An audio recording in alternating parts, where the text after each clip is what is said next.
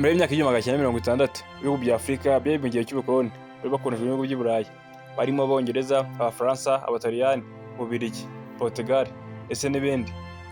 Icyo gihe Abanyaburayi bari muri Afurika bagiye basahura ibintu byinshi, aho umwami w'Ububiligi bitaga Leopold wa kabiri yari yarafashe Congo. Gusa Abanyafurika banze kubyemera, banze kwemera igihe cy'ubukoloni ndetse batangira kwigaragambya, batangira kurwana impinduka n'impinduramatwara, ahubwo bakabona ibihugu byabo biyoborwa n'abenegihugu batari abazungu, batari abakoloni, batari Abanyaburayi. Nibwo barimo Robert Gabriel Mugabe, Nelson Mandela, Kwame Nkrumah, Jomo Kenyatta, Thomas Sankara. Abagabo barahagurutse batangiye kurwana ubwigenge ibihugu byabo, cyane cyane bashyira imbere Afurika. Bemeje kunga ubumwe kugira ngo barwanye Abanyaburayi rero bakolonije mu myaka yose yari yashize kuva mu kinyejana cya 19. Ntabwo byatinze cyane kuko mwaka w'1958 igihugu cya Kenya n'igihugu cya Ghana babonye ubwigenge. Nyuma yaho mu 1960 Kongo Kinshasa nayo ibona ubwigenge. Byageze mu myaka y'1970 ibihugu bya Afurika byinshi byaramaze kubona ubwigenge. Ubwo batangiye kubyina intsinzi, batangiye kujya mu mihanda bishimira intsinzi. Gusa zari by'akanya gato, byishimo ntabwo byarambye kuko abayobozi ba Afurika bagiyeho bakoze ibi cyane. Bamwe na bamwe bakoze ibi byasumbwe n'iby'abazungu bakoraga mbere y'uko Afurika ibona ubwigenge.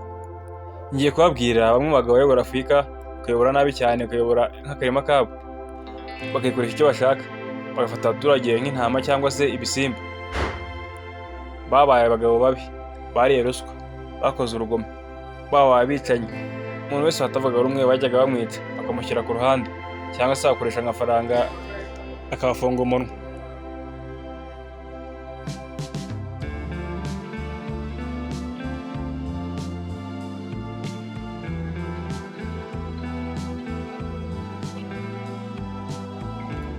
Amazina ye yitwa Mobutu Sese Seko Kukungi Bendu wa Zabanga. Yavutse yitwa Joseph Desile Mobutu. Yavutse 14 y'ukwezi kwa 10 1930. Yavukiye muri Congo Kinshasa.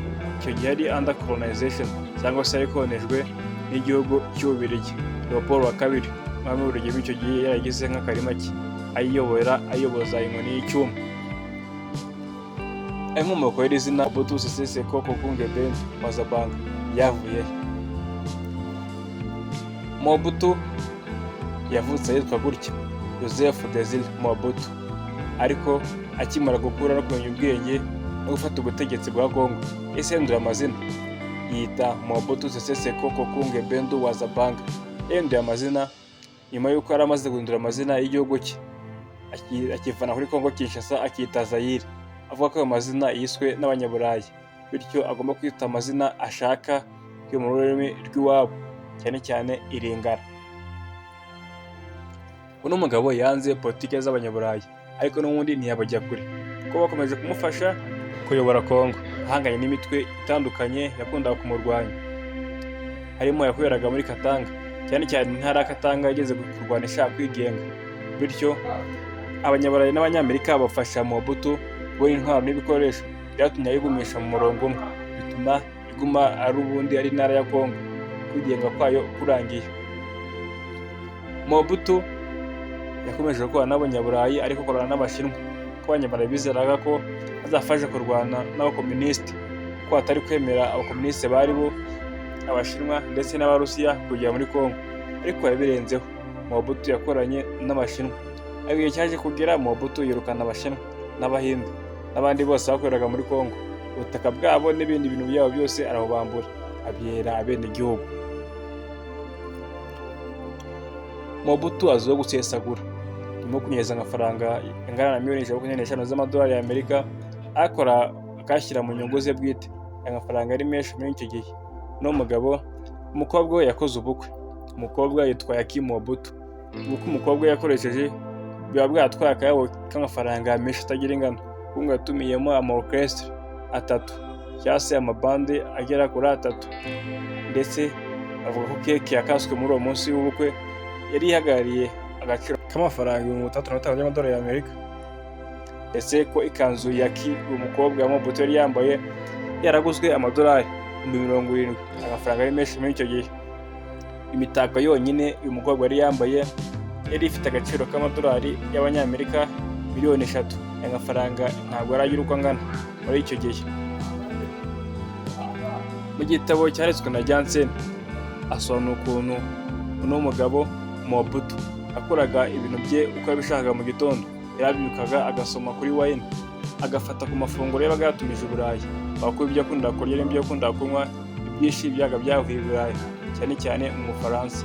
Dore ko Ubufaransa cyane cyane Paris hazwiho kuba hagira icyo kurya cyangwa se n'icyo kunywa cyiza ugereranyije n'ahandi hose ku isi. Mobutu nuko yabikoraga. Mobutu yakoreshaga amafaranga y'igihugu uko yishakiye. Umutungo w'igihugu yarawugize nk'umutungo we. Kuko nk'urugero, umwana we ava kwiga mu Bubiligi agataha muri Congo. Yagendaga n'indege rwose agiye ku ishuri mu gitondo, agataha nimugoroba muri Congo. Ataha buri munsi kugira ngo afite icumbi cyangwa ajye muri hoteli. Ahubwo uno muhungu Mobutu yajyaga amwishyura indege, akagenda mu gitondo kwiga, nimugoroba akagaruka. Mobutu avuga ko yagiye akora ingendo nyinshi, akazikorera i Paris, mu Burayi ndetse n'ahandi hose muri Amerika, muri Australia ndetse n'ahandi henshi. Ndetse ngo yari yazengurutse Afurika yarayirangije, yirirwa yishimisha arya amafaranga ya Congo. N'umugabo si ibyo gusa, yaza kwishimisha ariko ntaze kuba umunyagitugu, ndetse ntaze kujya kubera iyicarubozo. Ava kwicaga abantu bose batavuga rumwe nawe, kuko umuntu wese atinyuka kumubwira icyo akora cyangwa se kumuhakanya no kumugisha impaka, yabaga afite ibibazo kuko yaramwicaga rwose. Mu gitabo Philip Govalich yise Wish to inform you that tomorrow will be great with our family, yaretse mu 1998, yavuzemo ko Mobutu yakoze ikintu kizima yabaho. Yavuze ko Mobutu yubatse stade Martyrs mu murwa mukuru Kinshasa. Yavuze ko Mobutu yahurije abarwanyi bari bakomeye icyo gihe muri boxing, umukino w'iteramakofe ku isi, bari barimo Muhammad Ali na George Foreman. Barwaniye muri Congo tariki 30 y'ukwezi kwa 10 mu 1974. Avuga ko bemereye miliyoni 5 kuri buri umwe, bose hamwe zari miliyoni 10 z'amadolari. Avuga ko yabahaye bakaza kurwana.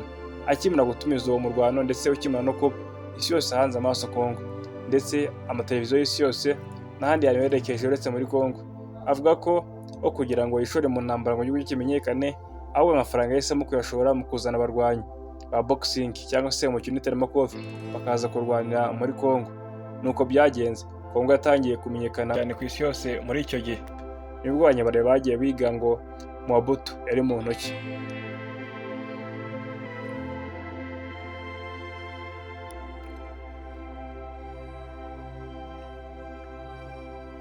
Mobutu azwiho kuba yarakoze ibintu bitangaje.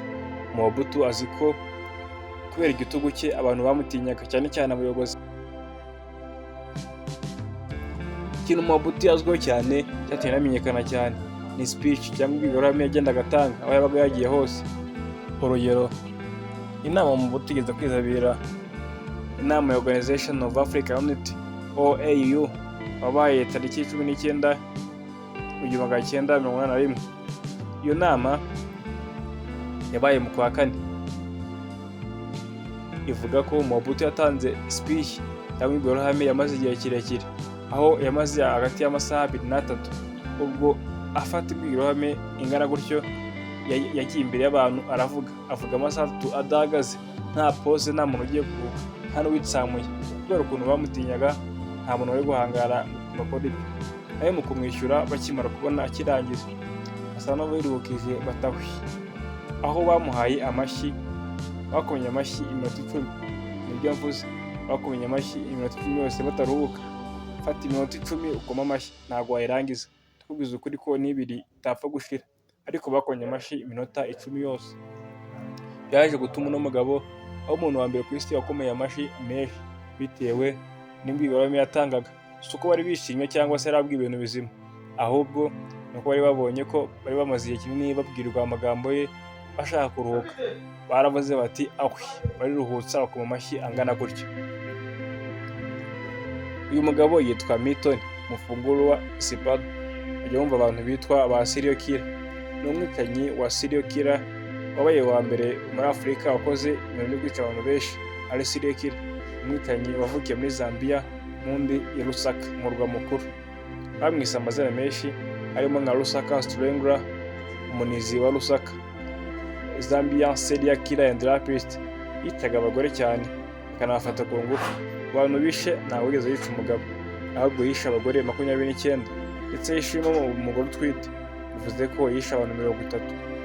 Uyu mugabo yateye abanyazambiya bose ubwoba, baye impamvu yatumye Zambia ibura amahoro mu myaka 1980, kuko n'umugabo yatangiye kwica abantu mu 1980 mu kwezi kwa mbere kugeza mu kwezi kwa 9 k'uwo mwaka. Icyo gihe bari baramubuze neza kugeza ubwo abanyapolitiki bihanangije polisi ya Zambia, bityo polisi nayo ikajya yerara ku ibaba ishakisha uwo mugabo, ariko baramubura kugeza ubwo yishe abantu 29. Kuko bavuga ko buri cyumweru yicaga umuntu umwe byibuze, kandi abantu bose yicaga bafataga no ku ngufu, yamara gufata ku ngufu agahita abica. Si abantu bakuru gusa yafataga, kuko hari n'abana yafataga ku ngufu akanabica. Nk'urugero rw'umwana w'imyaka 11 yafashe ku ngufu yamara agahita amwica.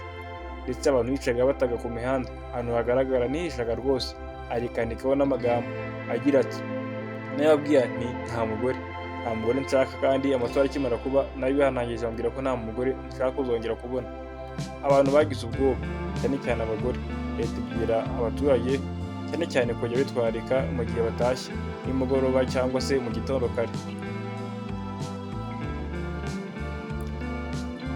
Uyu mugabo Siparo, uyu mugabo ngo yari koporo, yitaga koporo mu ngabo z'igisirikare cya Zambia i Lusaka. N'umugabo ngo yakunda kuba ari hamwe n'undi mugabo wundi, babaga ari babiri, bajyanaga kuri bus stops cyangwa se ku magare iyo imodoka ziparika. Babonaga abagenzi b'abakobwa, n'umugabo akamubwira ati muze mbarangire aho mujya, cyane cyane nk'iyo bwabaga bwije. Bagahita bafata akabeshya ko bajyanye kuri guest house cyangwa se ko bacumbikira mu guest house, mu nzu y'abashyitsi. Rebyo kajya yabagezagayo agahita abica. Mu buhamya bwatanzwe n'abarokotse, uno mugabo n'ubwicanyi bwe ni abantu yafashe ku ngufu akabica azi ko bapfuye ariko ntibapfe, akabasiga ku mihanda, agasiga ibyangombwa byabo hejuru yabo azi ko bapfuye ariko ntibapfe. Yamara kurenga bagatabaza, abapolisi bakaza n'abandi bantu, ariko bagashakisha uwo mugabo bakamubura. Mu buhamya bwatanzwe bavuze ko uno mugabo yabikoraga yishimisha, ko nta yindi mpamvu yatumaga yica abantu, kuko cyane cyane ko yabaga atanabazi. Nubwo byatumye aba umugabo wa mbere muri Afurika wishe abantu benshi, kandi cyane cyane ab'igitsina gore, kuko mu bagabo yishe nta n'umwe uvugwamo. Ashobora kuba yarabishe ntibamenyekane, ariko umuntu yishe akamenyekana bari abagore 29 n'umugore wari utwite umwana, ubwo bakaba barabaye abantu 30. Byarashyize burya ngo amaherezo y'inzira ni mu nzu, kandi ngo rugiye kera ruhingiza intwari. Byaje kurangira uno mugabo bamuteye muri yombi. Byagenze bite ngo bamufate? Polisi yarashakishije ntako itagize, yaramubuze. Byagenze bite? Bamwe mu victime, abantu yahohoteye ntibapfe babiri, nibo bamutanze, kuko nta muntu wari umuzi uretse abantu babiri yishe ntibapfe, bakanga gupfa kubera umugambi w'Imana. Uyu mugore mbarokotse yagiye kuri bisi stops, aho bisi zihagarara. Arangije yari yamaze kubwira polisi, yamaze kuyiteguza. Arangije n'ubundi hari nimugoroba, umugabo niko arasanzwe abigenza, yagaza agatwara umuntu w'umugore ariko ntagaruke. Umugore ubu yaramwicaga amaze kumufata ku ngufu. Uwo mugabo yaraje abaza uwo mugore ati ko mbona atari ubwa mbere mubonye. Umugore yamuhakaniye cyane amushishuriza, amubwira ko we ari ubwa mbere mubonye, ko atanamuzi. Umugabo yamubwiye ko nta ribi ko bajyana akamushakira ahantu arara kuri guest house, ariko uwo mugore yamaze guhamagara polisi kare, bahise bamuta muri yombi. Uyu mugabo ntiyigeze ahakana, yavuze ko yishe abantu, ndetse biza kurangira bamujyanye kumufunga, aho bamufungiye muri Lusaka muri Zambia, n'ubundi murwa mukuru. Uyu mugabo baramutwaye ngo ajye kuburana, bamujyanye ahantu ari kuburanira, ndetse no kwemera ibyaha ashinjwa ku mugaragaro. Uyu mugabo yambaye amapingu, yaje guca mu rihumye abashinzwe umutekano, arirukanka aracika, yurira inyubako hejuru, yari etaje, arangije arasimbuka yitura hasi, arapfa. Yapfuye yiyahuye. Uno mugabo nyuma yo gupfa abantu barohotse. Zambia avugije impundu, ko yari amaze kubatera ubwoba cyane kubera kwica abantu babo. Abantu baratinye kugenda nijoro, ndetse n'abagabo baratinye kugenda nijoro, bibaza ko uwo muntu atari umwe. ahubwo ryari itsinda ry'abantu. Umusirikare wundi bafatanyaga we yarabihakanye, yavuze ko uwo mugabo batafatanyaga ndetse kuba yaricaga abantu atarabizi. Yaje kurangira urukiko nta kintu bimuhamije, baramurekura. Uyu mugabo nawe ni umugabo wakoze ibyaha, ni umugabo wakoze ibintu biteye ubwoba binatangaje, kandi yari umuntu usanzwe, ntiyari umunyapolitiki cyangwa undi muntu wese ufite amafaranga menshi, ahubwo yari umuntu wo hasi uciriritse, ariko yakoze ibintu byabujije Afurika amahoro nyuma y'uko Afurika ibonye ubwigenge.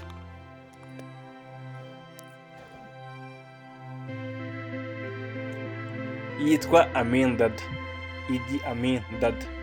Uyu mugabo muramuzi cyane, iyo muvuze Amin Dada mwita mwumva umugabo wayoboye Uganda kuva mu myaka y'1921 kugeza mu 1929, nyuma yo gukora kudeta mu kwa mbere igibwa n'ibinesha 1921. Uyu mugabo akimara gukora Milton Obote amukoreye kudeta, yayoboye Uganda ayoboza inkoni y'icyuma. Byagenze bite?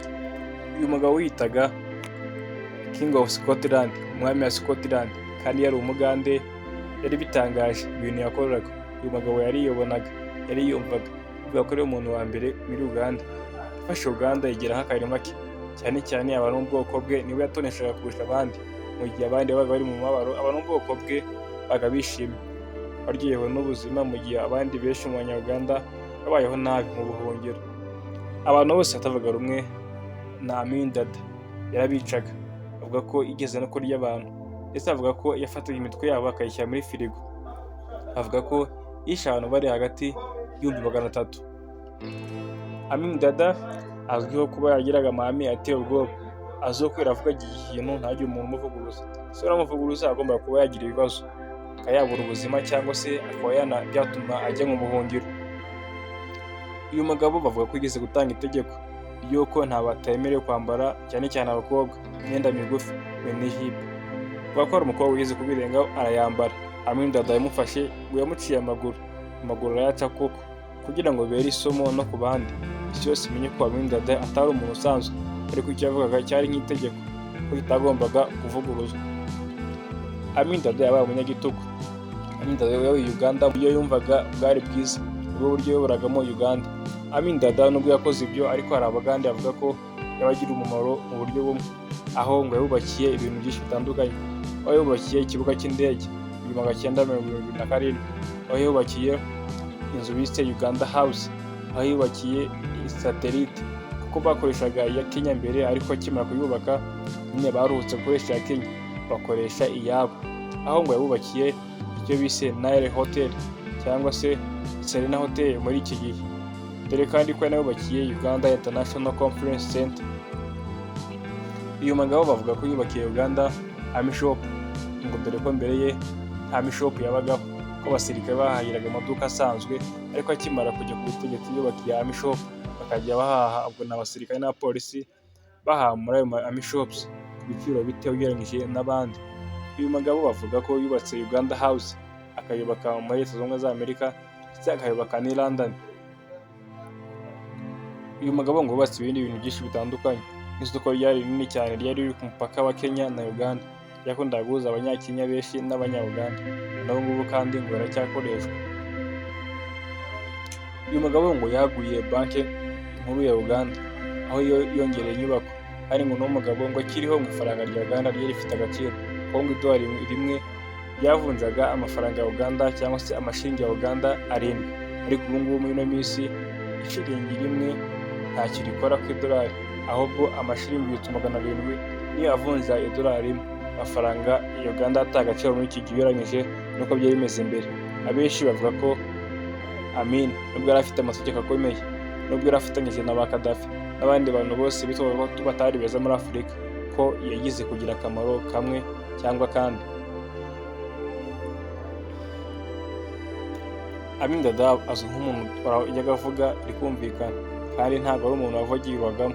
Cyabaga avuze icyabaga ari icyo, nta muntu uri guteraho impungenge cyangwa se ngo gishidikanye.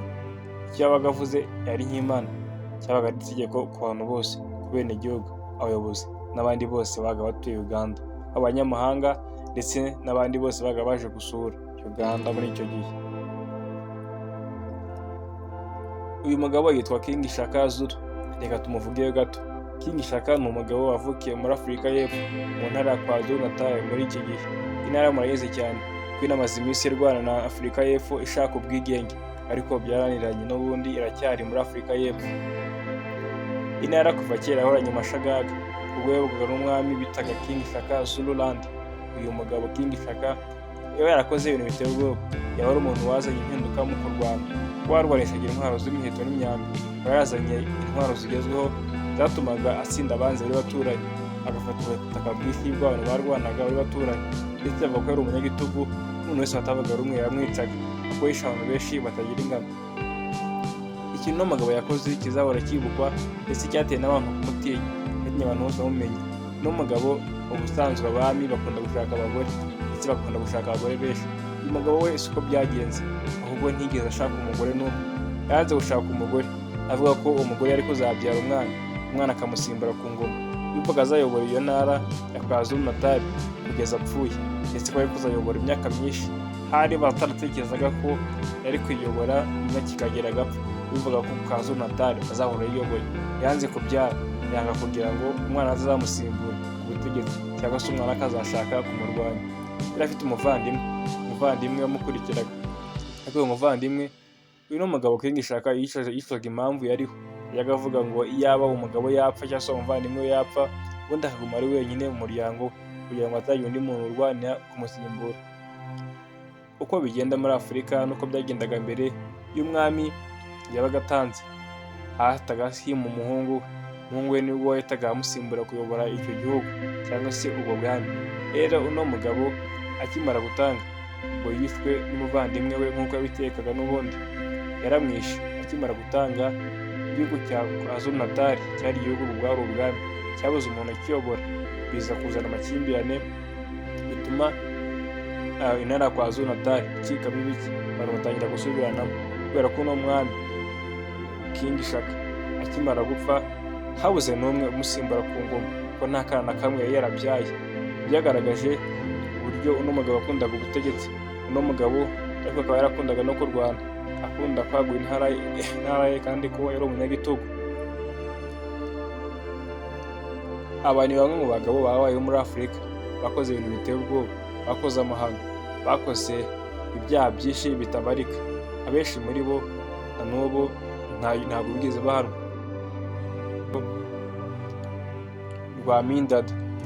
Amin Dada ntabwo yigeze afungwa, kuko bakimara kumukorera kudeta mu mwaka w'igihumbi 1929 nawe yarahunze yigira muri Saudi Arabia Saudite. Yaramwakiriye rwose, yabaye imyaka ye kugeza aje gupfa, ariko ntabwo yigeze afungwa. Uganda cyangwa izindi nkiko mpuzamahanga ntizigeze zimukurikirana.